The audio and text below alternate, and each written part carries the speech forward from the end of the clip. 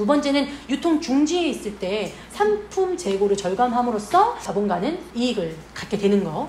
자, 여기 P, P 요 지점인데 재고를 없애기 위한 고민을 자본가가 어마어마하게 하고 식품일수록 더 재고는 폐기할 수밖에 없고 더 이상 어떤 부가가치를 일으켜낼 수가 없는, 정의를 하자면 자발적인 시장에 머무릅니다. 완성품에서 돈으로 산출돼야 되는데 소비자가 안 사. 그래서 완성품이 계속 남아있어요. 이렇게 지연되어 있는 시장의 머무름을 가지고 재고라고 얘기를 해요. 그래서 형태의 전환. 형태가 전환해야 돼요. 상품이 돈으로 전환되어 와야 되는데 C-M-에서 늦어지는 형상으로 인해서 물질 대사에 방해가 이루어진다. 이것이 재고예요. 그럼 자본가 고민합니다. 도대체 어떻게 해야 되나? 왜 고민하게 되느냐? 불변 자본이 지출되기 때문에 그래요. 그냥 재고 없이 다 나가면 내가 화폐를 가지고 있어서 다시 초기 투하 자본으로 가서 상품을 만들고 이렇게 계속 화폐의 전환을 통해 내 자본이 축적돼야 되는데 이 불변 자본이 지출된다라는 거죠. 재고를 적재해야 되는 보관소 필요하죠. 그 보관소를 관리해야 되는 노동력 필요하죠. 운송하는 운송비, 부패되고 시간이 지연되면 오래 쓸 수가 없는 공산품이 아닌 어떤 물질은 자연 폐기와 손상의 우려가 있어서 다 폐기 조치해야 돼요. 그럼 다 유통 비용에 들어가서 자본가는 지불을 해야 된다는 거죠. 저 재고를 없애는 게 최고로 좋잖아요. 그런 고민을 한다는 거죠.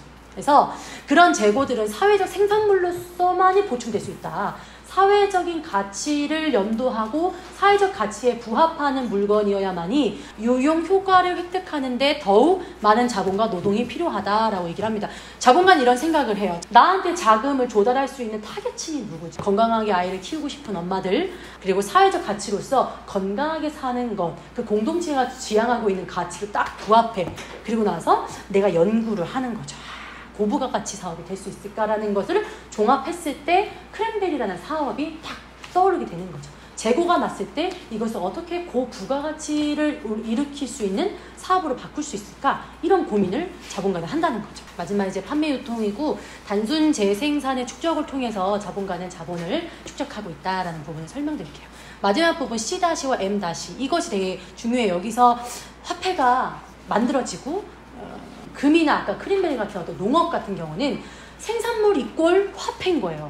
중간에 어떤 과정이 없어도 생산물이 이꼴 화폐로 바꿀 수 있는 어떤 가치를 이미 가지고 있다는 거죠. 그래서 완성품이라는 C-의 어떤 활동이 없다는 거예요. 그래서 M- 안에 M이라는 초기 투자 화폐와 내가 화폐 전환의 잉여 가치를 표기하는 M이 합치돼서 바로 이윤으로 산출되고 있다는 거죠. 그것을 단순 재생산이라고 얘기하는데 생산 과정, 수확하는 과정 중에 바로 화폐가 된 거예요. 완제품의 생산 가능성이 제외하기 때문에 중간에 뭐 기계가 필요하거나 기계에 들어가는 고정자본, 뭐 유동자본 이런 게 전혀 필요하지가 않게 되는 거죠.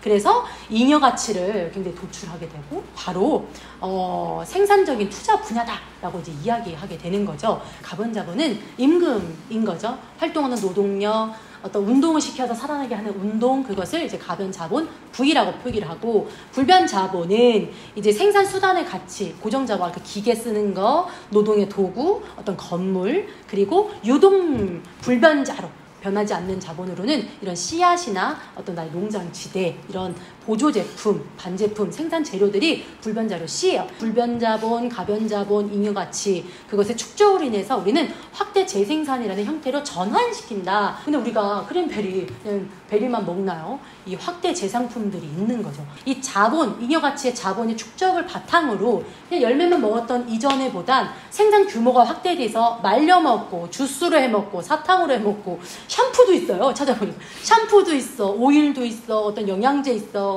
빵에도 넣어 먹고요. 뭐 크랜베리 그래놀라에도 들어있고요. 이렇게 우리가 그냥 열매를 먹었을 때보다 훨씬 더 확대되어 있는 형태로 생산물이 생산되면 재고가 나올 필요도 줄어들게 되고 초기 자본으로 들어가는 돈도 많아지면서 이렇게 자본이 계속 돌고 돌아가는 거죠.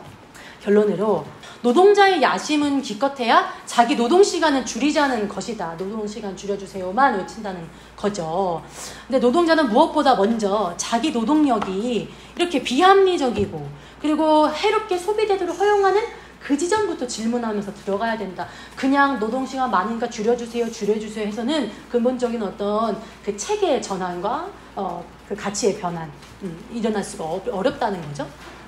이런 얘기를 해요. 노동자들은 문화적으로 발명의 진보, 우리가 앞으로 고부가 가치 사업, 어떤 가상세계, 내가 앞으로 나아가야 하는 그런 속하게 될 문화적 발명의 진보에 보조를 맞추지 못하고 있다. 그래서 많은 물건들과 좋은 질 좋은 물건들이 쏟아지지만 그들은 그것을 쓸 줄 모른다. 그래서 그들은 그들에 위한 시장을 조성하지 못한다. 결과적으로 본인들이 이제 건강한 소비와 생산을 하는 어떤 체계를 만들지 못한다는 안타까움이 있었다라는 것을 알게 되었습니다.